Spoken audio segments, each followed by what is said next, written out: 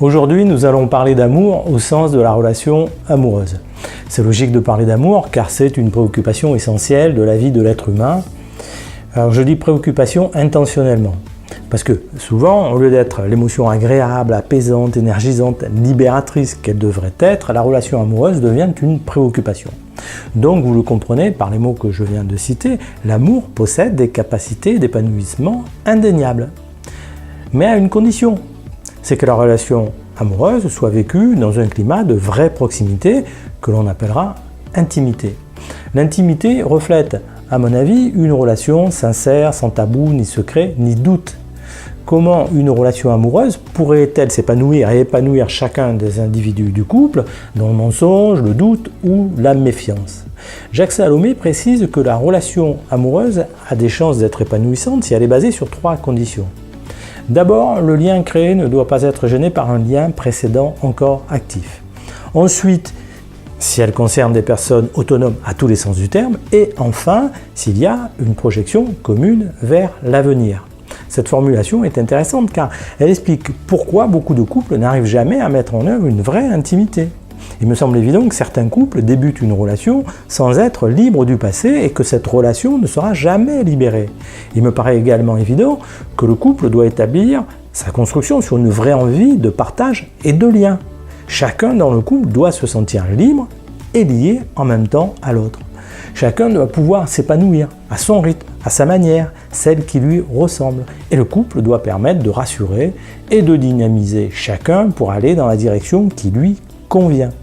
Il est évident que l'épanouissement de chacun peut aussi aller vers une décomposition du couple. Mais ce dénouement me paraît peu probable dans un couple qui est en lien et qui ne vit pas dans une compétition permanente de l'un envers l'autre. D'autant plus que les projets sont clairement définis et partagés. Sauf que le couple, cela peut être très différent. Et nous qui parlons de crise de vie, nous le savons bien.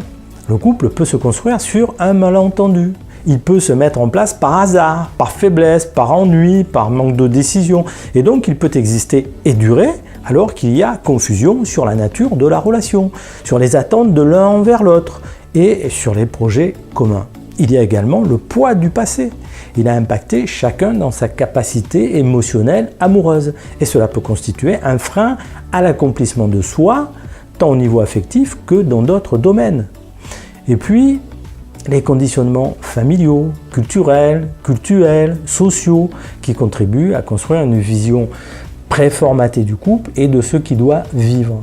Quand tout ceci n'est plus cohérent avec l'envie de vivre que vous ressentez, eh bien la crise du couple et la crise de vie se révèlent. À ce moment-là, c'est la souffrance qui prend le dessus. Souvent, la souffrance est là dès la formation du couple. Elle est présente, cette souffrance, dès le début, car il y a des zones de différence marquées et même de divergence. Il y a également un rapport de force qui a pu s'établir et qui impose à l'un d'être à l'écoute de l'autre, ce qui est limitant pour le couple. Enfin, il y a les non-dits qui créent une suspicion durable. L'amour ne peut pas être une souffrance.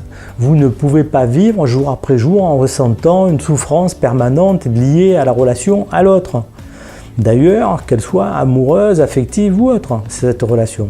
Toute relation à l'autre ne peut pas exister si elle provoque de la souffrance. Alors, c'est exact qu'aimer est très puissant. Et que c'est la plus belle émotion à vivre, j'en conviens.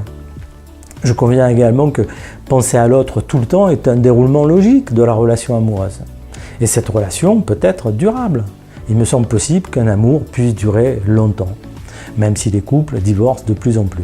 Sans doute à cause d'une intimité mal assumée ou des incompréhensions permanentes. C'est le lien qui n'est pas établi et la confiance en l'autre qui n'est pas affirmée très souvent. Et puis vos attentes sont trop lourdes à porter pour l'autre. Alors tout ceci fait que vous souffrez de l'autre. Car vous pensez à cet autre, mais pas avec la joie qui vous remplit et le contentement de savoir que vous aimez et que vous êtes aimé. Que l'autre pense à vous et qu'il attend de vous retrouver le soir, pour partager ce qu'il ressent, pour rire de tout avec vous, pour construire le présent et l'avenir avec vous.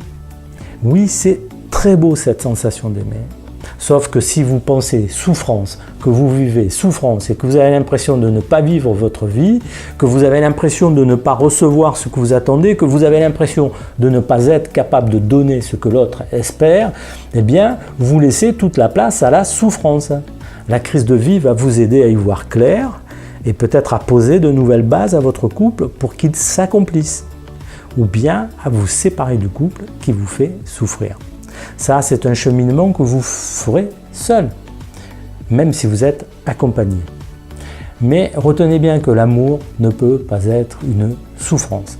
C'est Didier de changementpositif.fr, votre partenaire vers le meilleur de vous-même. Pensez à mettre un pouce, à partager, à vous abonner pour être averti des prochaines vidéos de coaching sur la crise de la quarantaine. Vivez bien votre vie à vous et je vous dis à bientôt.